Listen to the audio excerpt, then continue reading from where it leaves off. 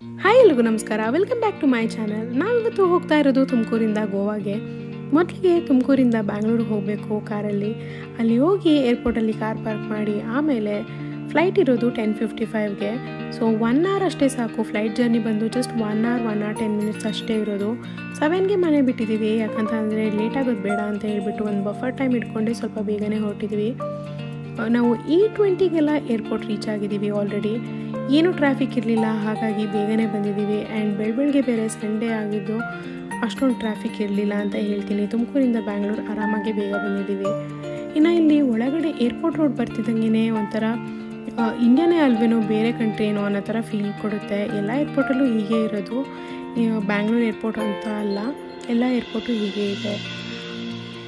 ಹಾಗೆ ನಾವು car park ಮಾಡಿ ಲಿಫ್ಟಲ್ಲಿ ಬಂದು ಎಸ್ಕಲೇಟ್ರಲ್ಲಿ ಬರ್ತಾಯಿದ್ದೀವಿ. ಎಸ್ಕಲೇಟ್ರಲ್ಲಿ ಹೋಗೋದ್ಕಿಂತ ಸೈಡಲ್ಲಿ ಹೋದ್ರೇ ಬೇಗ ಹೋಗ್ತೀವಿ ಅಂತ ಅನಿಸುತ್ತೆ. ಬಟ್ ನಾವು ಇನ್ನೇನು ಬಂದಿದ್ದಾಗಿದೆ ಅಂತ ಹೇಳ್ಬಿಟ್ಟು ವಾಪಸ್ ಹೋಗೋಕ್ಕಾಗಲ್ಲ, ಸೈಡಲ್ಲಿ ನಡ್ಕೊಂಡು ಹೋಗೋಕ್ಕಾಗಲ್ಲ. ಓಕೆ, ಟರ್ಮಿನಲ್ 1ಗೆ ಹೋಗಬೇಕು. ದೂರದಲ್ಲಿ ಹಿಂಗೆ ಕಾಣಿಸ್ತಾ ಇದೆಯಲ್ಲ, ಇದೇ ಟರ್ಮಿನಲ್ 1. ನಮ್ಮದು ಡೊಮೆಸ್ಟಿಕ್ ಫ್ಲೈಟ್ ಆಗಿರೋದ್ರಿಂದ ನಾವು ಟರ್ಮಿನಲ್ 1ಗೆ ಹೋಗಬೇಕು. ಲೆಫ್ಟ್ ಹೋದರೆ ಟರ್ಮಿನಲ್ 1 ಹೋಗ್ತೀವಿ. ಆ್ಯಂಡ್ ಇಲ್ಲಿ ಸ್ವಲ್ಪ ನಡ್ಕೊಂಡು ಹೋಗಬೇಕು. ಇಲ್ಲಿ ತಂಪಾದ ಗಾಳಿ ಬೀಸ್ತಾ ಇತ್ತು, ತುಂಬ ಚೆನ್ನಾಗಿದೆ ವ್ಯೂ. ಹಾಗೆ ದೂರದಲ್ಲಿ ಇವಾಗ ಏನು ಕಾಣಿಸ್ತಾ ಇದ್ದೀರಾ, ನಾನು ಜೂಮಿಂಗ್ ಮಾಡಿ ತೋರಿಸ್ತಾ ಇದ್ದೀನಿ ನೋಡಿ, ಇದು ಟರ್ಮಿನಲ್ 2. ಟರ್ಮಿನಲ್ 2 ಅಂತೂ ತುಂಬಾ ಚೆನ್ನಾಗಿದೆ. ನಾನು ಮತ್ತು ನನ್ನ ಹಸ್ಬೆಂಡ್ ಒಂದ್ಸಲ ಹೋಗಿದ್ವಿ. ನಮ್ಮ ಫ್ರೆಂಡ್ಸ್ ಮಲೇಷ್ಯಾ ಟ್ರಿಪ್ ಹೋಗಿದ್ರು, ಹಾಗಾಗಿ ಅವ್ರನ್ನ ಡ್ರಾಪ್ ಮಾಡೋಕ್ಕೆ ಅಂತ ಹೇಳ್ಬಿಟ್ಟು ಏರ್ಪೋರ್ಟ್ಗೆ ಹೋಗಿದ್ವಿ. ಟರ್ಮಿನಲ್ 2 ಅಂತೂ ಲೈವ್ ಆಗಿ ನೋಡೋಕ್ಕೆ ತುಂಬಾ ಚೆನ್ನಾಗಿದೆ. ಇನ್ನು ನಾವು ಟರ್ಮಿನಲ್ 1ಗೆ ಬಂದಿದ್ದಾಗಿದೆ ಇವಾಗ. ಹಾಗೆ ಹಲವಾರು ಜನ ನನ್ನ ನೋಡ್ತಾ ಇದ್ರು, ಈ ಹುಡುಗಿ ಏನಪ್ಪ ಇಷ್ಟೊಂದು ವೀಡಿಯೋ ಮಾಡ್ತಿದ್ದಾಳಲ್ಲ ಅಂತ ಹೇಳ್ಬಿಟ್ಟು. ನಾನೇನು ತಲೆ ಕೆಡ್ಸ್ಕೊಳಕ್ಕೆ ಹೋಗಿಲ್ಲ, ಯಾಕಂತ ಅಂದರೆ ಜನ ಏನು ಯೋಚನೆ ಮಾಡ್ತಾರೆ ಅಂತ ನಾವು ತಲೆ ಕೆಡಿಸ್ಕೊಂಡ್ರೆ ನಾವು ನೆಮ್ಮದಿಯಾಗಿ ಲೈಫ್ನ ಲೀಡ್ ಮಾಡೋಕ್ಕಾಗಲ್ಲ ಅಂತ ಹೇಳ್ತೀನಿ. ನೀವೇನು ಅಂತ ಅಂತೀರಾ ಅಂತ ಇದ್ರ ಬಗ್ಗೆ ಕಮೆಂಟ್ ಸೆಕ್ಷನಲ್ಲಿ ತಿಳಿಸಿ ಅಂತ ಹೇಳ್ತೀನಿ. ಹಾಗೆ ನಾವು ಲಗೇಜಸ್ ಎಲ್ಲ ಹಾಕಿದ್ದಾಗಿದೆ. ನಮ್ಮ ಬ್ಯಾಗ್ ಅಲೋಯನ್ಸ್ ಬಂದುಬಿಟ್ಟು 15 kgs ಇರೋದು. ಬಟ್ ನಮ್ದು ಹಾರ್ಡ್ಲಿ 10 kgs ಇತ್ತು ಅಷ್ಟೇ ಪರ್ ಹೆಡ್ಡು. ನನ್ನ ಹಸ್ಬೆಂಡಿಂದ ಸ್ವಲ್ಪ ಜಾಸ್ತಿ ಇತ್ತು, ಯಾಕಂದರೆ ಬಿಸ್ನೆಸ್ ರಿಲೇಟೆಡ್ ಐಟಮ್ಸ್ ಎಲ್ಲ ಸ್ವಲ್ಪ ತೊಗೋಬೇಕಾಗಿತ್ತು. ಹಾಗಾಗಿ ಅವ್ರದ್ದೊಂದು 13 kgs ತನಕ ಬಂದಿದೆ ಬ್ಯಾಗೇಜು. ಆ್ಯಂಡ್ ಫೈನಲಿ ಲಗೇಜಸ್ ಎಲ್ಲ ಹಾಕಿಬಿಟ್ಟು ನಾವು ಇವಾಗ ಗೇಟ್ ನಂಬರ್ 17 ಕಡೆಗೆ ಹೋಗಬೇಕು. ಈಗ ಗೇಟ್ ನಂಬರ್ 29 ಹತ್ರ ಇದ್ದೀವಿ. ಬಟ್ ಗೇಟ್ 35ಗೆ ಹೋಗಿಬಿಟ್ಟು ನಾವು ಅಲ್ಲಿ ಗೇಟ್ ನಂಬರ್ 35 ಹತ್ರ ಲಾಂಜ್ ಇರೋದು, ಹಾಗಾಗಿ ಲಾಂಜ್ ಆಕ್ಸೆಸ್ ಚೆಕ್ ಮಾಡೋಣ ಅಂತ ಬಂದ್ವಿ. ಆ್ಯಂಡ್ ಇಲ್ಲಿ ನೋಡಿದ್ರೆ ಈಗ 5 ಕಾರ್ಡ್ಸ್ ಇದೆ ನಮ್ಮ ಹತ್ರ. ಅದರಲ್ಲಿ 3 ಜನರಲ್ಲಿ ನನಗೊಬ್ಳಿಗೇ ಆಕ್ಸೆಸ್ ಸಿಕ್ಕಿರೋದು, ಹಾಗಾಗಿ ನಾನೇ ಒಬ್ಬಳೇ ಬಂದೆ ಲಾಂಜ್ ಆಕ್ಸೆಸ್ ಮಾಡೋಣ ಅಂತ ಹೇಳ್ಬಿಟ್ಟು. ಫ್ಲೈಟ್ ಡಿಪಾರ್ಚರ್ ಟೈಮ್ಗಿಂತ 3 hours ಬಿಫೋರ್ ನಾವು ಲಾಂಜ್ ಆಕ್ಸೆಸ್ನ ಮಾಡ್ಬೋದು. ನಮ್ಮದು ಟೈಮಿಂಗ್ಸ್ ಬಂದು 10:55 ಇರೋದ್ರಿಂದ ನಾವು ಬ್ರೇಕ್ಫಾಸ್ಟ್ಗೆ ನಮಗೆ ಆ್ಯಕ್ಸೆಸ್ ಇರೋದು, ಲಂಚ್ ಅಥವಾ ಡಿನ್ನರ್ ಆಗೋದೇ ಇಲ್ಲ. ಇನ್ನು ಲಂಚ್ ಅಥವಾ ಡಿನ್ನರ್ ನಮಗೆ ಸಿಕ್ಕಿದ್ರೆ ಚೆನ್ನಾಗಿತ್ತು ಅಂತ ಅನಿಸುತ್ತೆ, ಯಾಕಂತ ಅಂದರೆ ಬ್ರೇಕ್ಫಾಸ್ಟ್ ಆಪ್ಷನ್ಸ್ ಅಷ್ಟೊಂದಿಲ್ಲ ಅಂತ ಹೇಳ್ತೀನಿ. ಹಾಗೆ ಇಡ್ಲಿ ದೋಸೆ ಎಲ್ಲ ತಿನ್ನೋದು ಮಾಮೂಲಿನೇ, ಹಾಗಾಗಿ ನಾನು ಸ್ವಲ್ಪ ಡಿಫ್ರೆಂಟಾಗಿರಲಿ ಅಂತ ಹೇಳ್ಬಿಟ್ಟು ಚೋಲೆ ಕುಲ್ಚೆನ ಟ್ರೈ ಮಾಡಿದೆ. ಹಾಗೆ ಚಿಕನ್ ಸಾಸೇಜ್ ಆ್ಯಂಡ್ ಕಪ್ ಕೇಕ್ಸ್ನ ತೊಗೊಂಡೆ, ಎಲ್ಲ ಚೆನ್ನಾಗಿತ್ತು.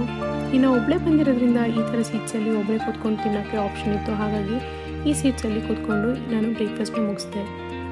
ಆ್ಯಂಡ್ ಕ್ಯಾಪುಚಿನೋ ಅಂತೂ ಚೆನ್ನಾಗೇ ಇರಲಿಲ್ಲ, ಗಬ್ಬಾಗಿತ್ತು. ಹಾಗೆ ಲೆಫ್ಟಲ್ಲಿ ಸೀಟ್ಸ್ ಎಲ್ಲ ತುಂಬ ಚೆನ್ನಾಗಿದೆ. ಲಾಂಜಿಂದ ಈಚೆ ಬರುವಾಗಲೇ ಲೆಫ್ಟಲ್ಲಿ ಸೀಟ್ಸ್ ಎಲ್ಲ ತುಂಬ ಚೆನ್ನಾಗಿದೆ. ಈ ಪೈಲಟ್ಸ್ನೆಲ್ಲ ನೋಡಿದ್ರೆ ತುಂಬ ಖುಷಿಯಾಗುತ್ತೆ ಅಂತ ಹೇಳ್ತೀನಿ.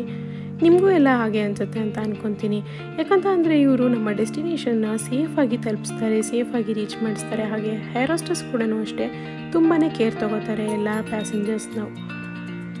ಹಾಗೆ ಫ್ಲೈಟ್ ಬಂದು ತುಂಬಾ ಡಿಲೇ ಆಗೋಗಿದೆ.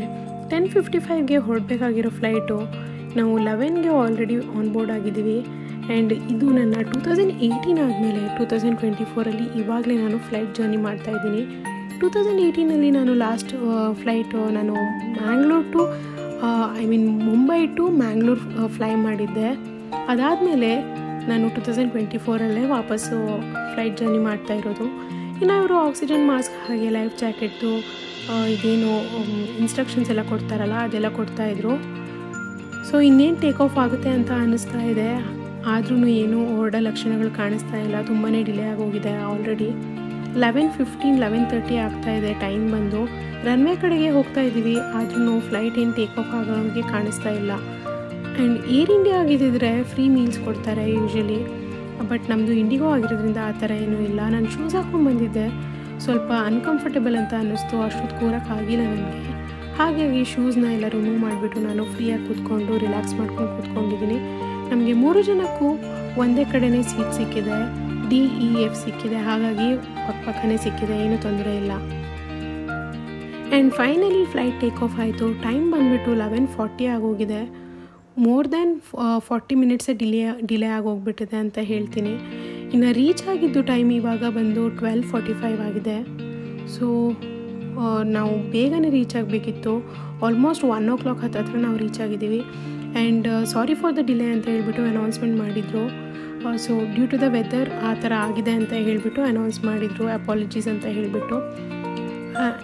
Also seat number belt number 4 ನಮ್ಮದು ಲಗೇಜಸ್ ಎಲ್ಲ ಬರುತ್ತೆ ಅಂತ ಹೇಳಿಬಿಟ್ಟು ಅವರು ಒಂದು ಅನೌನ್ಸ್ಮೆಂಟ್ ಮಾಡಿದರು. ಹಾಗಾಗಿ ಲಗೇಜಸ್ನೆಲ್ಲ ನಾವು ತೊಗೊಂಡ್ಬಿಟ್ಟು ಈಚೆ ಬಂದಿದ್ದೀವಿ. ನಾವು ದಾಬೋಲಿಮಿಂದ ಬಾಗಾಗೆ ಹೋಗಬೇಕಾಗಿರೋದ್ರಿಂದ ನಾವು ಗೋವಾ ಮೈಲ್ಸ್ ಆ್ಯಪಲ್ಲಿ ಬುಕ್ ಮಾಡ್ಕೊಂಡಿದ್ದೀವಿ ಒಂದು ಕ್ಯಾಬ್ನ. 1 hour ಜರ್ನಿ ಇದೆ ನಮಗೆ. 40 ಕಿಲೋಮೀಟರ್ಸ್ ದೂರ ಇರೋದು. 1000 rupees ಚಾರ್ಜ್ ಆಯಿತು. ಹಾಗೆ ಪಂಜಾಬಿ ತಡ್ಕನಲ್ಲಿ ನಾವು ನಮ್ಮ ಲಂಚ್ನ ಮಾಡ್ಕೊಂಡಿದ್ದೀವಿ ಇವಾಗ. ಆ್ಯಂಡ್ ನಮ್ಮ ರೆಸಾರ್ಟ್ ಬಂದುಬಿಟ್ಟು RBR ರೆಸಾರ್ಟ್ ಅಂತ ಬಾಗಾ ಬೀಚಲ್ಲಿ. ಬಾಗಾ ಬೀಚ್ಗೆ ನಿಯರ್ಲಿ 300 ಮೀಟರ್ಸ್ ಆಗುತ್ತೆ ಅಷ್ಟೇ, ತುಂಬ ಏನು ದೂರ ಆಗೋದಿಲ್ಲ. ರೆಸಾರ್ಟಲ್ಲಿ ಸ್ವಿಮ್ಮಿಂಗ್ ಪೂಲ್ ಇತ್ತು, ಹಾಗೆ ಹಾಟ್ ವಾಟರ್ ಫೆಸಿಲಿಟಿ ಇತ್ತು ಆ್ಯಂಡ್ AC ಇತ್ತು. But breakfast, lunch and dinner ಏನೂ ಆಪ್ಷನ್ಸ್ ಇರೋದಿಲ್ಲ ಅಂತೆ. ಆ್ಯಂಡ್ ಸಂಜೆ ಸ್ವಲ್ಪ ಲೇಟಾಗಿಯೇ ನಾವು ಈಚೆ ಬಂದಿದ್ದೀವಿ, ಯಾಕಂದರೆ ತುಂಬಾ ಮಳೆ ಆಗಿದೆ ಅಲ್ಲಿ. ಹಾಗಾಗಿ ಸ್ವಲ್ಪ ಲೇಟಾಗಿಯೇ ಹೊರಗಡೆ ಬಂದಿದ್ದೀವಿ. ಆ್ಯಂಡ್ ಏನಂದು ಟೀಟೋ ಸ್ಟ್ರೀಟ್ ಇದೆಯಲ್ಲ, ಇದು ತುಂಬ ಫೇಮಸ್ಸು. ಹಾಗಾಗಿ ಟೀಟೋ ಸ್ಟ್ರೀಟ್ಗೆ ಬಂದುಬಿಟ್ಟು ಅಲ್ಲಿಂದ ಬೀಚ್ಗೆ ಹೋಗ್ಬೋದು. ಸೊ ಟೀಟೋ ಸ್ಟ್ರೀಟಿಂದ ನಾವು ಬೀಚ್ ಕಡೆಗೆ ಹೋಗಿ ಅಲ್ಲಿ ಸ್ವಲ್ಪ ರೆಸ್ಟೋ ಬಾರ್ಸ್ ಇದ್ದಾವೆ, ಅಲ್ಲೆಲ್ಲ ನಾವು ಸ್ವಲ್ಪ ಓಡಾಡಿದ್ದೀವಿ. ಆ್ಯಂಡ್ ಓಡಾಡಿಕೊಂಡು ನೋಡೋಣ ಇನ್ನೇನೇನಿದೆ ಅಂತ ಹೇಳಿಬಿಟ್ಟು ಎಕ್ಸ್ಪ್ಲೋರ್ ಮಾಡೋಣ ಅಂತ ಅಲ್ಲೇ ಓಡಾಡ್ತಿದ್ವಿ. ಹಾಗೆ ನನ್ನ ಹಸ್ಬೆಂಡ್ ಕೆಲಸದ ಮೇಲೆ ಹೋಗಿರೋದ್ರಿಂದ ಅವ್ರಿಗೆ ವೆಯ್ಟ್ ಮಾಡ್ತಾಯಿದ್ದೀವಿ. ಆ್ಯಂಡ್ ಇವಾಗ ಮಳೆ ಬಂದಿರೋದ್ರಿಂದ ಈ ಒಂದು ರೆಸ್ಟೋ ಬಾರ್ ಒಳಗಡೆ ಬಂದು ಕೂತಿದ್ದೀವಿ.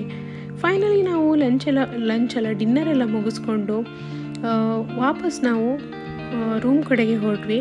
ನಾವು ನಮ್ಮ ಮದರ್ ಇನ್ ಲಾನ ಅಲ್ಲೇ ಡ್ರಾಪ್ ಮಾಡಿಬಿಟ್ಟು ನಾವು ಏನು ಮಾಡಿದ್ವಿ, ಒಂದು ಸ್ಕೂಟಿನ ತೊಗೊಂಡಿದ್ವಿ. 400 rupees ಚಾರ್ಜ್ ಮಾಡ್ತಾರೆ ಒಂದು ದಿನಕ್ಕೆ. 24 hours 400 rupees ಚಾರ್ಜ್ ಮಾಡ್ತಾರೆ ಸ್ಕೂಟಿನ. ಸೊ ಪೆಟ್ರೋಲೆಲ್ಲ ನಾವೇ ಹಾಕಿಸ್ಕೊಂಡು ನಾವು ಒಂದು ಸ್ವಲ್ಪ ಸುತ್ತಾಡಿದ್ವಿ. ಆವಾಗ ಗಣಪತಿ ವಿಸರ್ಜನೆ ಎಲ್ಲ ಮಾಡ್ತಾಯಿದ್ದಾರೆ ಅಲ್ಲಿ ಜನಗಳು. ಆ್ಯಂಡ್ ಚೆನ್ನಾಗಿ ಪಟಾಕಿ ಎಲ್ಲ ಹೊಡೆದ್ಬಿಟ್ಟು ಚೆನ್ನಾಗಿ ಸೆಲೆಬ್ರೇಟ್ ಮಾಡ್ತಾಯಿದ್ರು. ಹಾಗಾಗಿ ಅದ್ರದ್ದು ಎಲ್ಲ ವೀಡಿಯೋನ ಮಾಡ್ಕೊಂಡಿದ್ದೀನಿ. ಇನ್ನು ಸ್ವಲ್ಪ ಜೋರಾಗಿ ಮತ್ತೆ ಮಳೆ ಸ್ಟಾರ್ಟ್ ಆಗಿದ್ದರಿಂದ ನಾವು ಒಂದು ಬೇಕ್ರಿ ಕಡೆಗೆ ಬಂದು ನಿಂತ್ಕೊಂಡ್ವಿ. ಇಲ್ಲಿ ಬಂದು ಚಾಕ್ಲೇಟ್ ಟ್ರಫಲ್ ಕೇಕ್ನ ಟ್ರೈ ಮಾಡಿದ್ವಿ, ಚೆನ್ನಾಗೇ ಇರಲಿಲ್ಲ. ಆ್ಯಂಡ್ ಫೈನಲಿ 11:30 ಆಗಿದೆ ಟೈಮು. ಆ್ಯಂಡ್ ಜನ ಎಲ್ಲ ಚೆನ್ನಾಗಿ ಸೆಲೆಬ್ರೇಟ್ ಮಾಡ್ತಾಯಿದ್ರು, ಪಟಾಕಿ ಹೊಡಿತಿದ್ರು, ಡ್ಯಾನ್ಸ್ ಮಾಡ್ತಾಯಿದ್ರು. ಇದಾಗಿತ್ತು ನಮ್ಮ day 1 of our Goa trip. ಈ ವ್ಲಾಗ್ ಇಷ್ಟ ಆದರೆ ಲೈಕ್ ಮಾಡಿ, ಕಮೆಂಟ್ ಮಾಡಿ, ಹಾಗೆ ಚಾನಲ್ನ ಸಬ್ಸ್ಕ್ರೈಬ್ ಮಾಡೋದನ್ನ ಮರಿಬೇಡಿ.